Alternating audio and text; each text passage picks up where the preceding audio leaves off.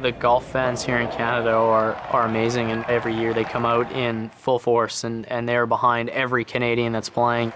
It was electric. It was, spine tingling. I had goosebumps.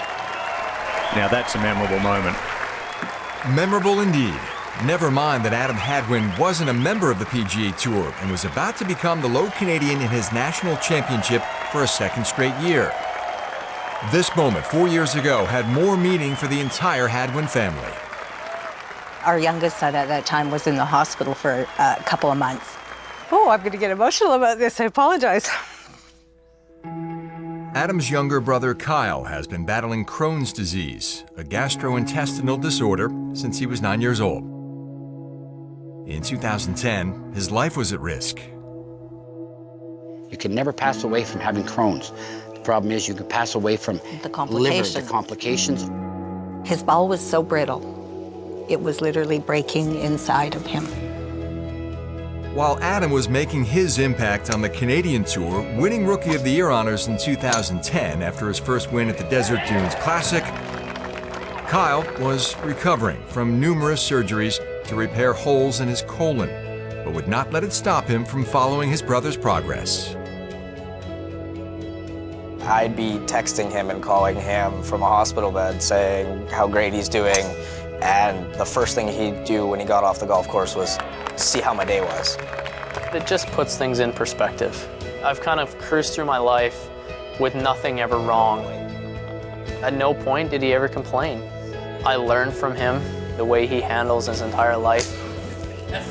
He really had a lot of empathy for his brother as he went through that. And I think it was a really good learning experience for Adam as well, to see that and to see how Kyle responded to that, because Kyle's a really strong kid.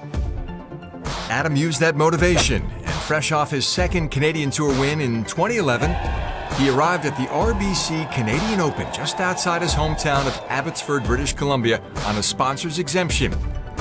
He played himself into the final group and had a chance to become the event's first Canadian winner in 57 years.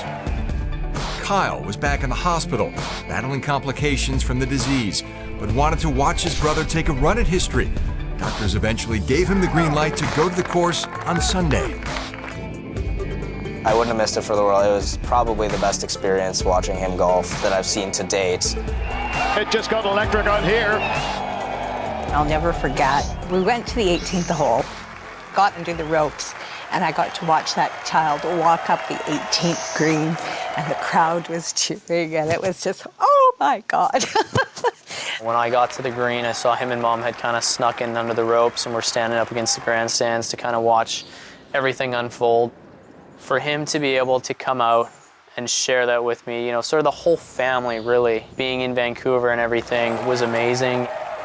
This son of Canada has given them a lot to be proud of here.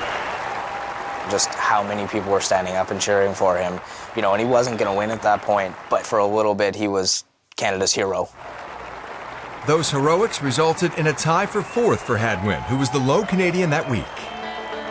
He spent the next 3 years on the Web.com Tour, and after 2 wins last season, he's currently enjoying his rookie season on the PGA Tour, heading back to a tournament with so many memories to try and finish what he started 4 years ago. That would be better than winning a major, or at least on the very same level. To perform like that in front of your home country when sort of you feel, that little bit of extra pressure and everything, I think it just kind of takes it over the top, and it's just not a regular PGA Tour event anymore. I know how hard he worked. I can't even put to words how proud I am. It's amazing to see where he is, and I know that it will just continue to go up.